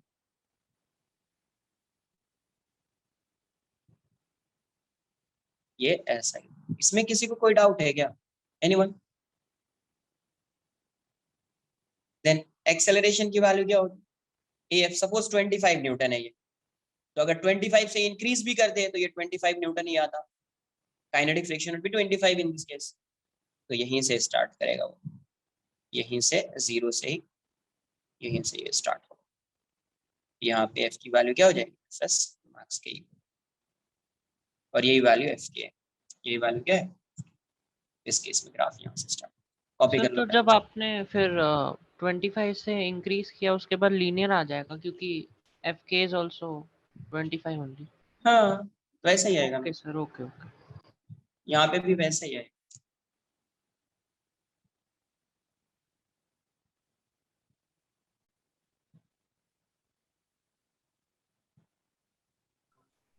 Sir, I have a doubt. Yes, So can dynamic friction be greater than static friction? नहीं, dynamic friction can't be greater then static friction, कभी नहीं हो सकता। देखो उसको ऐसे तुम कि जब ये कांटेक्ट में है तो इसके मॉलिक्यूल्स और इसके मॉलिक्यूल्स के बीच जो बॉन्ड बन रहा होगा, जो फोर्स लग रहा होगा, उसको एनालाइज करो, उसको कंपेयर करो किससे, when particle is in motion, जब ये मूव कर रहा है, तो मूव कर रहा है तब जो बॉन्ड है मॉलिक्यूल्स के बीच, और जब ये रेस्ट में है तभी जो बॉन्ड है मॉलिक्यूल्स के बीच, तो मोशन में आने की वजह से इसका कुछ बॉन्ड जो है वो ब्रेक हो चुका होगा, है ना, जब मोशन में आ गया तो वो ब्रेक हो चुका होगा। क्या होता है, जैसे देखो ये रफ सरफेस है और ये बॉडी है, A screen was frozen, yes. ठीक है, देखो ये समझो मैं क्या बोल रहा हूँ, ये रफ सरफेस है, इसको तुम ऐसे भी समझ सकते हो, क्यों नहीं हो सकता ग्रेटर, ये रफ सरफेस, और इस ब्लॉक को मैंने यहाँ पे रखा, block is placed on a rough surface, अभी तुमको इस पे फोर्स, इसको पुल करना है, मोशन में लाना है, ठीक है, अभी एक बॉडी मोशन में आ रही है, उसको तुमको पुल करना है, तो ये बता किसको इजी पुल करना है, जो बॉडी मोशन में ऑलरेडी है उसको पुल करना इजी है, या जो बॉडी रेस्ट में है उसको पुल करना इजी है, सेम सरफेस सेम ब्लॉक, जो रेस्ट में मोशन में है, जो मोशन में है ना उसको पुल करना इजी है, इसी डायरेक्शन में आ रहा है, इसी डायरेक्शन में पुल कर रहे हैं ना, तो आप कम फोर्स लगाओगे ना तो भी ये एक्सेलरेट कर जाएगा, बट इस केस में आप उतने ही फोर्स से उतना ही एक्सेलरेशन आप प्रोवाइड नहीं करा पाओगे उस इंस्टेंट में, आपको कुछ फोर्स एक्स्ट्रा लगाना पड़ेगा इसमें। क्यों ऐसा क्यों हो रहा है, बिकॉज अभी जो इसका कांटेक्ट होगा इस ग्राउंड के साथ, इस सरफेस के साथ, और यहाँ पे जो होगा तो यहाँ पे इंटरलॉकिंग मैक्सिमम होगी, यहाँ पे इंटरलॉकिंग मैक्सिमम नहीं होगी, लेस होगी यहाँ पे इंटरलॉकिंग, क्योंकि ये मोशन में ऑलरेडी है। अगर आप मॉलिक्यूल्स के इलेक्ट्रोमैग्नेटिक फोर्स को अगर आप देखोगे तो यहाँ पे मॉलिक्यूल और यहाँ पे मॉलिक्यूल जो होगा, जो फोर्स एक्ट कर रहा है यहाँ पे, या जो बॉन्ड बन रहा है मॉलिक्यूल्स के बीच, और यहाँ पे जो बॉन्ड बन रहा है मॉलिक्यूल्स के बीच, तो यहाँ पे स्ट्रांग होगा, और यहाँ पे कुछ बॉन्ड जो है वो ब्रेक भी हो चुका होगा, तभी ये मोशन में, वरना मोशन में नहीं आता है। इसलिए ये मूव कर रहा है ना, तो आप कम फोर्स लगाओगे ना तो भी ये एक्सेलरेट करना स्टार्ट करेगा, बट उतने ही फोर्स में आप इसको मूव नहीं करा सकते, है ना। इसलिए क्या होगा, इसका मतलब यहाँ पे क्यों मूव नहीं करा रहे हो, यहाँ पे जो फ्रिक्शन की वैल्यू होगी, यहाँ पे जो फ्रिक्शन है उससे ग्रेटर होगी ये वैल्यू। बट नॉर्मल रिएक्शन तो दोनों केस में सेम है क्योंकि सेम बॉडी है, तो नॉर्मल सेम है, ये n सेम है, इसका मतलब म्यू क्या रहा होगा, डिफरेंट रहा होगा। इस केस में फ्रिक्शन ज्यादा लग रहा है, इसका मतलब यहाँ पे जो म्यू की वैल्यू होगी वो ग्रेटर होगी, तो mu S is always greater than mu K, mu S is always greater than mu K. हाँ, कुछ क्वेश्चन में ऐसा होगा कि म्यू कुछ गिवन ही नहीं है, सिर्फ उसने क्वेश्चन में दिया म्यू, उसने स्पेसिफाई किया ही नहीं, मेंशन किया ही नहीं कि वो म्यू एस है या म्यू के है, तो उस केस में आपको क्या अज्यूम कर लेना है कि mu S equals to mu K, assume कर रहे हैं आप। कुछ आई बात समझ में? Is it clear now? Yes. Copy कर लीजिए।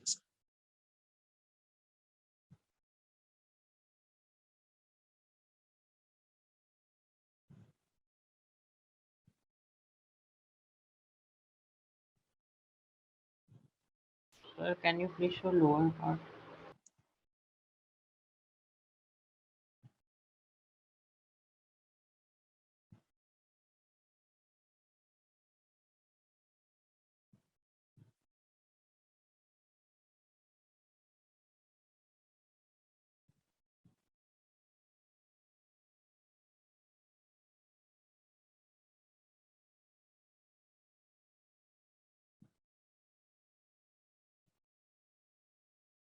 सर ग्राफ्स में जब f is equal to fs max तो वो वाला पॉइंट लाइक ओपन सर्कल रहेगा ना, किस केस में?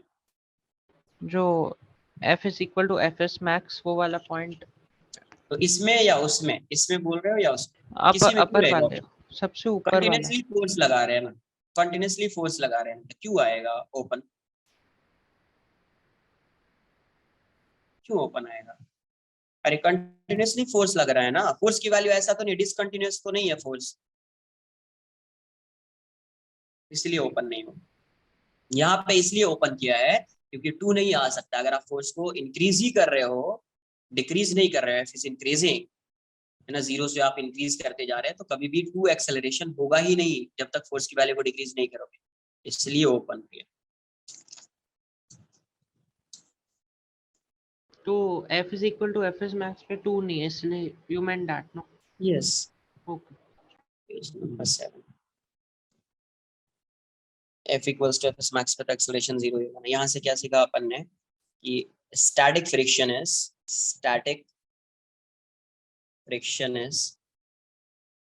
is a self-adjusting force, is a self-adjusting force, self-adjusting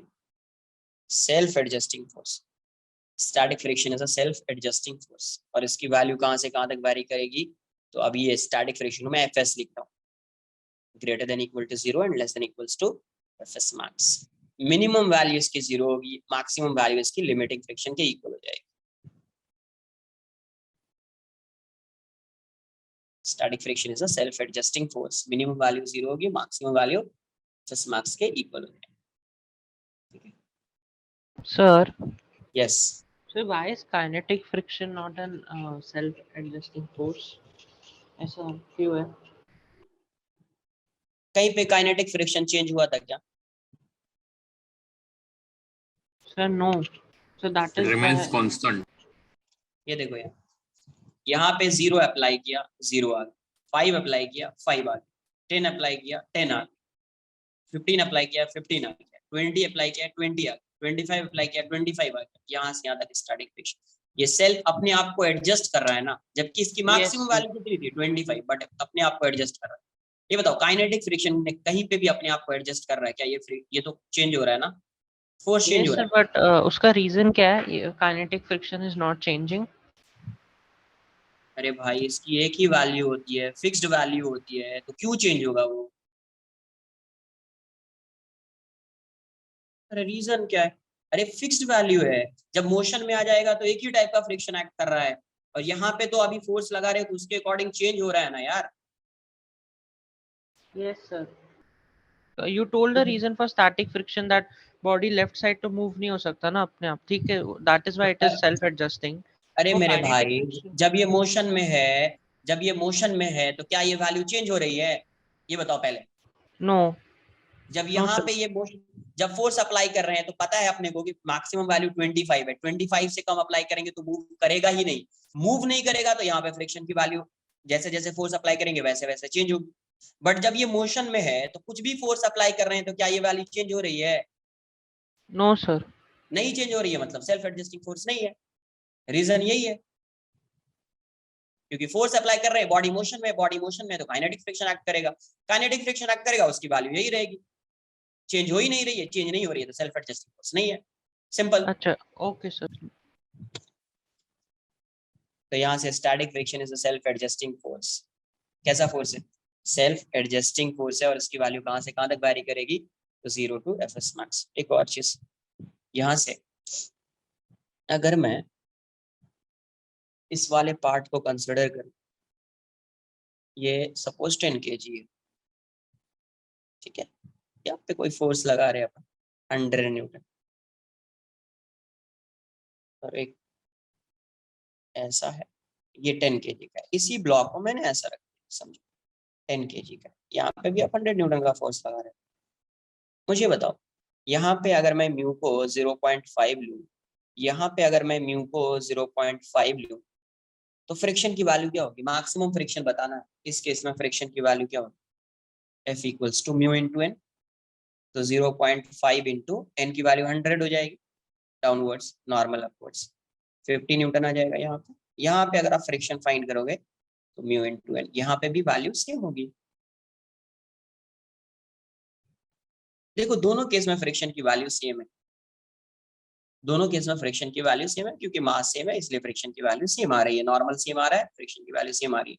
अभी बताओ किस केस में जो है एरिया जो है, एरिया ऑफ कॉन्टैक्ट जो है वो ग्रेटर है, 1 में और 2 में? 1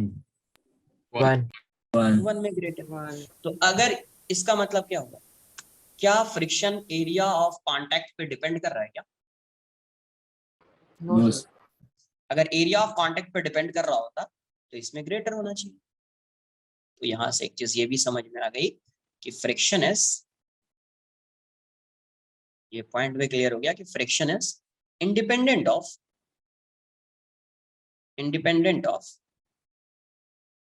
area of contact, area of contact. Friction is independent of area of contact, ये एरिया पर डिपेंड नहीं करता है। नॉर्मल एक्शन क्या होगा उस पर डिपेंड करेगा। Next, net contact force and angle of friction, angle of friction.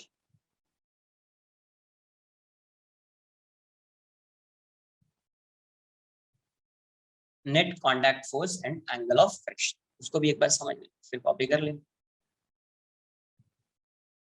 ये ब्लॉक है, फोर्स इस डायरेक्शन में एक्ट कर रहा है, कोई भी एक्सटर्नल फोर्स है, तो एक्सटर्नल फोर्स इस डायरेक्शन में, तो फ्रिक्शन इस साइड लग रहा हो, फ्रिक्शन इस साइड है, नॉर्मल इस साइड लग रहा हो। तो ये नॉर्मल है, ये फ्रिक्शन है, ये भी कॉन्टैक्ट फोर्स है, ये भी कॉन्टैक्ट फोर्स है, तो नेट कॉन्टैक्ट फोर्स क्या हो जाएगा?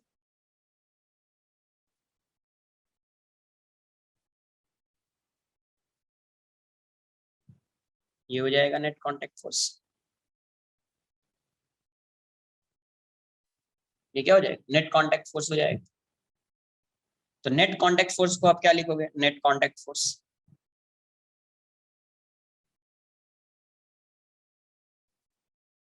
C equals to under root n square plus f square, n square plus f square होगा या नहीं होगा? इन दोनों का रिजल्टेंट आएगा। अभी when f is less than equals to fs max, और fx max की वैल्यू क्या होगी? Mu s into n। f की वैल्यू जो है वो इसके इक्वल, fs max के इक्वल या उससे लेस है, उस केस में फ्रिक्शन क्या होगा? If f is less than fs max, then उस केस में जो स्टैटिक फ्रिक्शन होगा उसकी वैल्यू क्या होगी? क्योंकि ये रेस्ट में रहेगा, बिकॉज f क्या है? इसके इक्वल है या इससे लेस, ये रेस्ट में रहेगा। एक्सेलरेशन 0 होगा ना ब्लॉक का यार इस केस में, acceleration of block would be 0, acceleration 0 है, देयरफॉर आप बोल सकते हैं f की वैल्यू किसके इक्वल हो जाएगी, fs, या f बोल दीजिए, fs equals to f, f equals to f। जो फ्रिक्शन होगा वो कैसा फ्रिक्शन होगा, स्टैटिक, क्योंकि रेस्ट में है।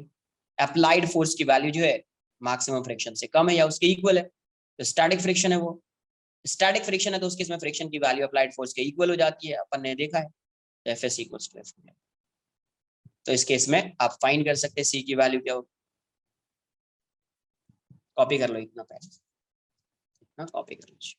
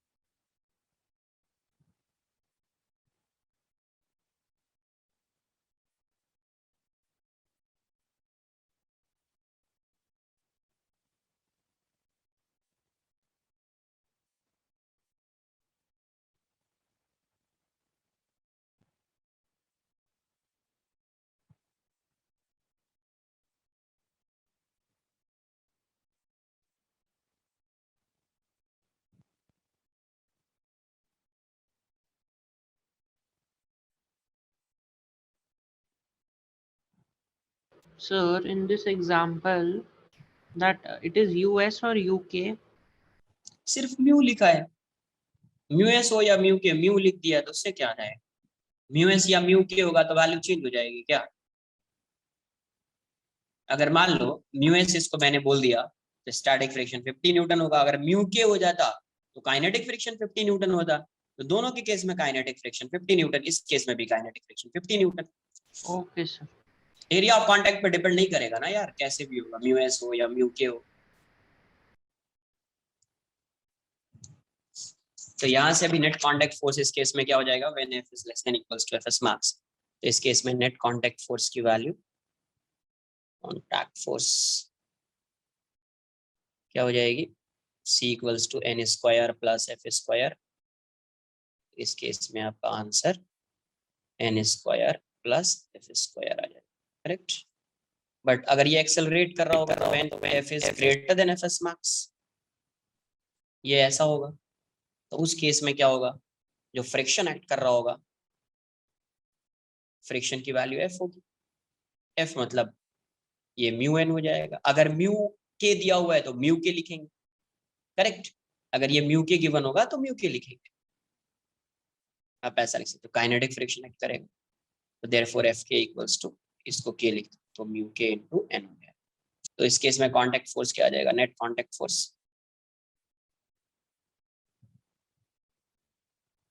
सी की वैल्यू हो जाएगी N square plus F square, तो C equals to N square plus mu K square plus, ये ऐसा हो जाएगा, फोर्स की वैल्यू यहाँ से आ जाएगी आपको N square 1 plus mu K square, सिर्फ म्यू भी हो सकता है ऐसा, कोई बॉक्स के अंदर नहीं लिख रहा हूँ, बिल्कुल भी लर्न करने की कोई यहाँ पे रिक्वायरमेंट नहीं है, ठीक है, समझ में आना चाहिए कांटेक्ट फोर्स होता है क्या है, उसकी वैल्यू कैसे फाइंड करते हैं, बस।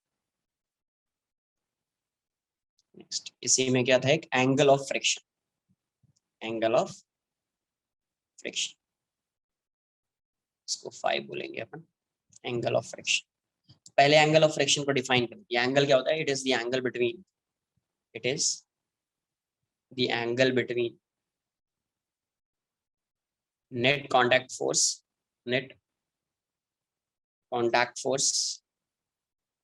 and normal reaction, and normal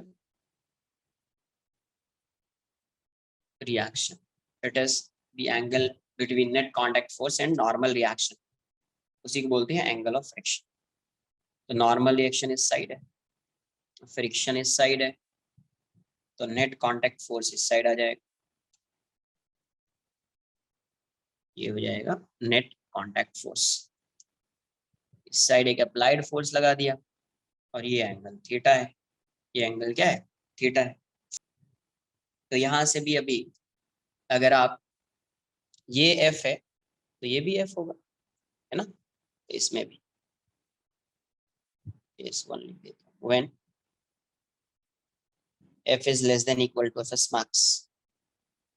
इस केस में फ्रिक्शन की वैल्यू किसके इक्वल हो जाएगी, hence friction equals to F, applied force के इक्वल हो जाएगी, बिकॉज एफ एस मैक्स से लेस है और इक्वल है तो एफ की वैल्यू अप्लाइड फोर्स के इक्वल हो जाएगी, एफ के इक्वल हो जाएगी, क्योंकि बॉडी तो मूव ही नहीं कर रहा होगा। मूव नहीं कर रहा होगा तो ये 5 है तो ये 5, ये 10 है तो ये 10, ये 20 है तो ये 20। तो उस केस में जो ये थीटा आएगा 5, तो tan phi जो आएगा वो क्या आ जाएगा, tan phi is this upon this f by n। तो tan phi की वैल्यू क्या हो जाएगी, f बाई n हो जाएगा, hence phi equals to tan inverse f by n। f by ये कभी होएगा when f is less than equal to f s max। इस केस में एक्सेलरेशन क्या है, बॉडी का 0 है, तभी आएगा ये, तभी ये आएगा। अब एक्सेलरेट कर रहा होगा तो वैल्यू क्या है, कॉपी कर।